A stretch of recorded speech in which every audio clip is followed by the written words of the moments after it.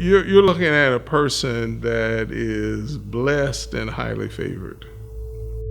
Well, my name is Michael Tate, and Winifred and I have lived here for almost 20 years. When I was younger, I had a heart murmur. I've always had blood pressure since I was in college, and actually I was sitting right on that sofa. And I noticed some things that tell me things aren't going well. My blood pressure was going down. So I came out of the bed, sat on the sofa, and my wife was over here preparing dinner. And I said, you better call 911. I don't think things are going very well. The 911 first responder was here within 2 minutes of that call, 2 minutes. She came right through that door. So the whole team of,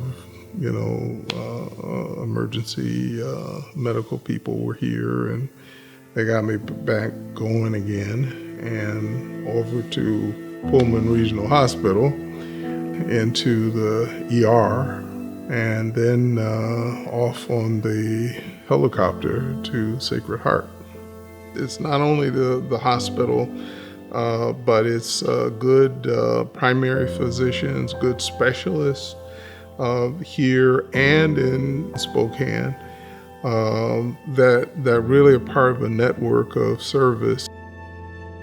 I would not be here if it was not for the excellent cardiac care and the excellent service by the professionals and staff at Pullman Regional Hospital. Cardiovascular disease kills 1 out of 3 of us. 1 out of 3 of us will die from some type of cardiovascular disease, and 1 out of 4 of us will die specifically from heart disease. So the impact is huge. It's much less expensive to spend a little time and energy keeping ourselves healthy than it is to try and intervene and reverse the effects of ignoring the signs, disregarding the advice of physicians.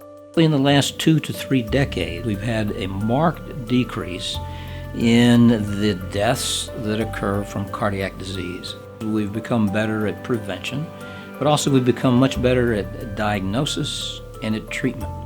Cardiovascular medicine has evolved stunningly in 35 years. At the point in time, the 1970s, they were just starting to do bypass surgeries. The invasive and the non-invasive diagnosis of cardiac disease evolved really rapidly through the 80s, 90s.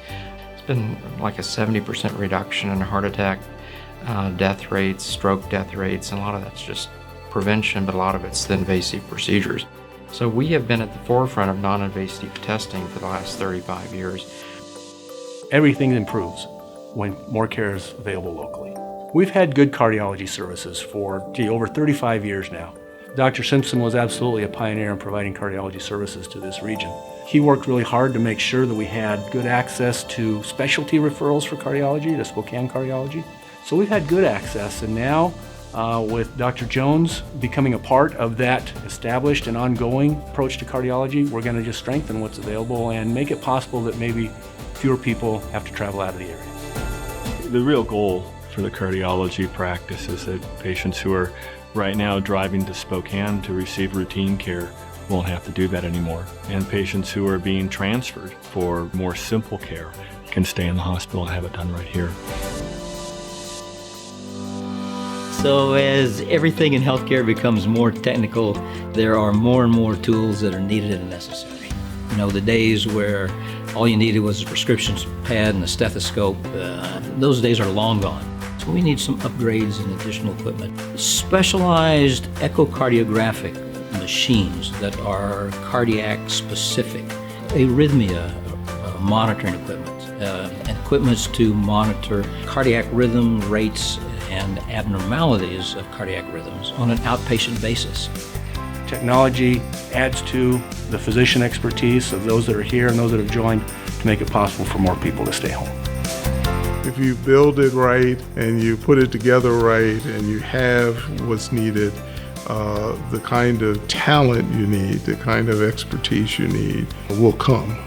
Having early intervention for a broader range of heart disease issues will have a long-range impact on the overall health of our community. People will be identified with heart conditions that can be treated sooner.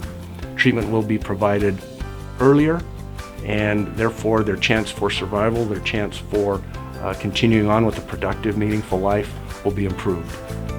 It's important to our quality of life, the quality of life now and the quality of life in the future. And whether you've had the kind of medical challenges that I and others have had or not, it's not simply about that. It's about the kind of community we all want to have.